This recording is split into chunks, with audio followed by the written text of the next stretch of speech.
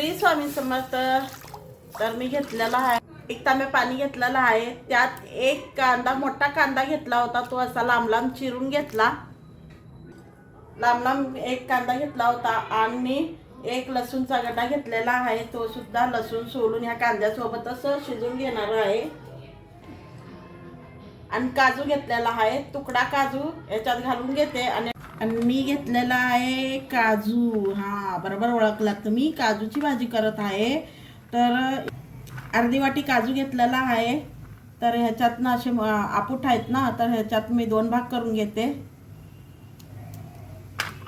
त्याच्यात काजूचे 2 तुकडे करून घेतलेले आहे. तर आता ह्याला थोडंसं तुपामध्ये तळून घेऊया. तर छान असं उकळलेलं आहे, ह्याला काढून घेऊया. याच्यात काढून घेते चाळणीत. तर ह्याच्यात थंड पाणी घालून घेऊया, म्हणजे ह्याचा वास राहतो ना तो निघून जाईल. हे पाणी वापरायचं नाही, ह्याच्यामध्ये कांद्याचा वास राहतो पाण्यामध्ये. तर आता हे आपण वाटून घेऊया मिक्सरमधनं. 1 चमचा तूप घातलेला आहे. या तुपामध्ये आपण काजू थोडंसं परतून घेऊया. तर थोडंसं हलकं कलर येईपर्यंत आपण ह्याला परतून घेते. काजू तळून घेतलं, काढून घेतल्यात. आणि मसाल्यामध्ये 2 तेजपत्ता आणि जावित्री फूल आणि 2-3 काळे मिरी, मोठी इलायची आणि दालचिनी. तूप थोडंसं आहे त्यातच घालून घेते. तेल, खडे मसाले घालून घेते. जिरे, बारीक चिरलेला कांदा एक घेतला, त्याला बारीक चिरून घेतलं. कांदा छान तळला गेलेला आहे. 1-2 टमॅटो घेतले होते, 2 टमॅटो सुद्धा बारीक चिरून घेतलं.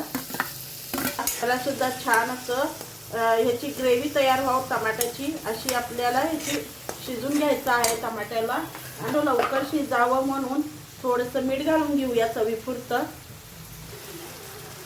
कांदा टमॅटो छान शिजलं गेलेला आहे. आता दालचिनी वगैरे घातलं होतं ना, ते काढू शकता तुम्ही, काढायचं असेल तर. मी काढून घेते. तर आपली कांदा आणि काजू लसूणची ग्रेव्ही तयार आहे. आता ही ग्रेव्ही सुद्धा घालून घेऊया. ह्याला सुद्धा छान तेल सुटेपर्यंत परतत राहूया. आता ह्यात घालून घेऊया मसाले. मसाले म्हटलं तर आपले घरचेच मसाले. जो लाल तिखट घरचा मसाला, 1 चमचा धनिया पावडर, मसाले तुमच्या आवडीनुसार, थोडीशी हळद, मीठ तर पहिलेच घातलेलं आहे आपण. एकदा मिक्स करून घेऊया मसाल्यामध्ये. मसाला छान फुलावा म्हणून जो मिक्सरच्या जारमध्ये आपण वाटण तयार केलं होतं, तो पाणी घालून घेऊया थोडंसं. आणि याला सुद्धा थोडंसं छान शिजून घेऊया. ग्रेव्हीला म्हणजे मसाला छान शिजला गेलेला आहे आपला. तर आता घालून घेऊया. कलर सुद्धा छान आलेला आहे. आपले तळलेले काजू. झाली की नाही घरच्या घरी आपली काजू करी. बाहेर हॉटेलमध्ये जाण्यापेक्षा आपल्या घरच्या साहित्यामध्ये आपण फर्स्ट क्लास असं हीच भाजी बघा, बाहेर गेली की नाही 200, 250, 300च्या आत बाहेर आपल्याला मिळून जाते.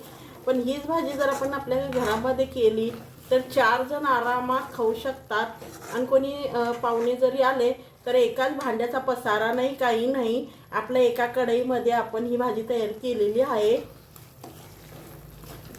मलाई सुद्धा बाहेरची आणायची जरूरत नाही आहे.